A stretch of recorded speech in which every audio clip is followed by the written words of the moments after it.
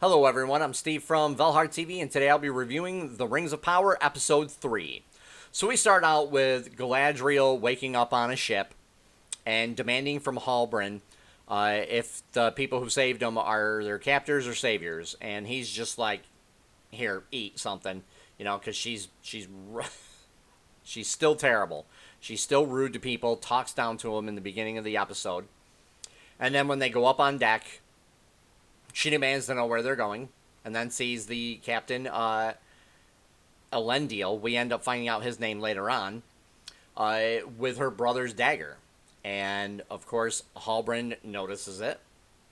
So, as they're going through, they approach the island kingdom of Numenor, and it was awesome looking.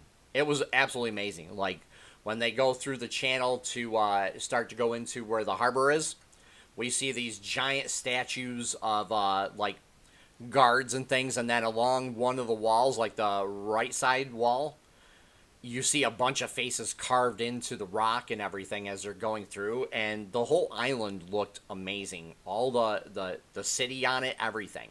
Thought that was really good. Now, again, the CGI in this is not perfect by any means, but this was really good looking. Like, they did a lot of work on this part to make it look really good.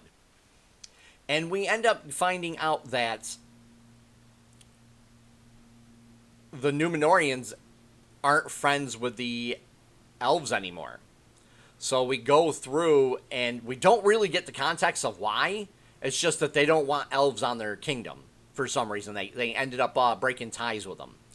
And when we end up meeting the regent, the Queen Regent Muriel, I'm going to butcher these names, so I do apologize. We see that she's not very friendly, but neither is Galadriel. She literally is like, you're going to give me a ship, and you're going to take us to Middle-earth. And, she doesn't care. And then she's like, oh, well, the elves gave you this land. And she's like, nobody gave us anything. We paid for it with our blood. And she's like, well, if that's what I got to do, I'll do it too. And, oh my God, I'm just like, what is this? I'm like, seriously, man, they need to write this girl better. Really, they do. So we end up seeing Halbrand step in, obviously, and he kind of is like, give us, a few days. Well, let's everybody calm down, things like that. And Galadriel's super mad, but then everybody's like, okay, fine. And he gives her brother's dagger back. He, steals it from Elendil. And I thought that was pretty neat. So we see that, of course, he's trying to find a place to call home in this. And he wants to basically have a place to rest and not have to worry about things. And he tells Galadriel that she really should do the same. So we see that he's kind of being like, hey, look, man, you can't just keep doing this stuff. Can't keep making enemies out of everybody. You got to have a place to sit down and rest before you try to just be like, I don't care about you. And she doesn't really like that, but she's glad to have her brother's dagger back. And of course, we see that she's running around the city escaping and stuff, and they're trying to find her, but we end up, the Queen Regent and talks to Elendil, and she promotes him, even though it's supposed to be like a punishment, but it's a promotion at the same time, so he can keep an eye on Galadriel, because they don't really want her there, and I thought they were going to try to kill her. I mean, I'm not even going to lie. I thought they were going to be like, all right, here, this is your next task to go and just, get rid of her. And instead, he takes her to their Hall of, Records, Justice or something like that. It's a Hall of Records, basically, that they still teach people Elven, and we find out one of the mysteries of the show. It gets solved as soon as she gets there. It's the mark of Mordor, but they find out it's actually not a mark; it's a map. From a guy who was in a spy who came back from there from a dungeon. He drew a map to where the location of Sauron's, Mordor is, basically where Sauron is. But nobody could figure that out until they finally looked at a map and they found the account of it. So I thought that was very interesting and stuff. And again, it's a plot point to move the plot forward. You know, it's a MacGuffin to move the plot forward because nobody could figure it out before. Nobody else had records. But again, this was probably a Numenorian spy. Went right back to Numenor.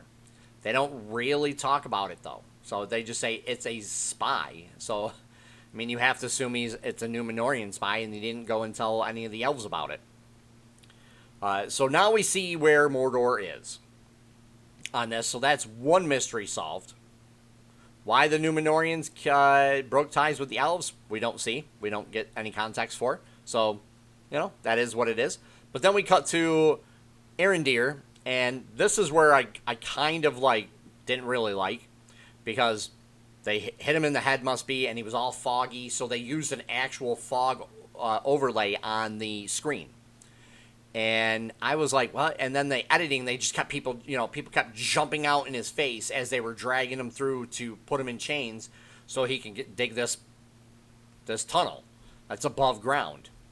And it's all super hazy until they finally throw him on the ground, and then they go from they stop using his perspective to everybody else's. And that's where we end up meeting the watch commander, or the watch warden, and some of the other elves that he was stationed with. And it gets good again where they're actually trying to escape. So they're using all these different tactics to do it, including Arondir, like kicking his leg up, using the chain to hit one of the orcs, things like that. And then they all like put a bunch of them together, start hammering them, trying to break the chain. Some of them do, but then they end up, not escaping. And the watch warden does end up escaping, but Arondir doesn't. He doesn't ever break his chain, but we end up seeing that he gets pulled back down from over, when he tries to get up onto the ridge, he gets pulled back down, and we see a new player coming in. But again, it's super foggy. You can't see who it is, and it's like, they need to stop using that. They just should have just shown a silhouette of the guy's back, as they did, just walking up, and then just cut it right there and just been like, okay, whoever the guy coming in is supposedly going to be a bad, like one of the main baddies, one of the generals must be or something. And then we cut back to Numenor, and we see Halbrand getting harassed by these guys because he was with an elf. And so he goes and buys him a drink and then tries to steal a guild badge. Because like earlier in the episode, he's talking to one of the smiths, and he's like, dude, I can do this better than anybody on this island. He's like, let me try. And they're like, well, you can't without a guild badge. So you got to go through the guild. So he tries to steal a guild badge. I'm like, how is that really going to work, And it doesn't. He ends up getting in a fight, and he ends up going to jail, basically, for it. And towards the end, we see Galadriel go and talk to him. And she's actually, like, when she's talking to Elendil at the Hall of Records, she's actually gets kind of a decent person. And as she's talking to Halbrand, she's kind of decent to him too. But she says, I know who you really are. And they talk a little bit. Now, Elendil, we meet, has a son and daughter. We find out a little bit later. And it's Isildur as his son. And his daughter is Arian, I believe that's how you pronounce it. So we get to meet these two people that we already know who it is. Isildur is the king of Gondor in the Third Age. So we get to really see that. But as we're going through, he keeps hearing like a call from the Western Shore, and his father is like, dude, there's nothing on there for us in the Western Shore. We either die with the past or move on. And Isildur is like, no, there's something over there. He gets all mad.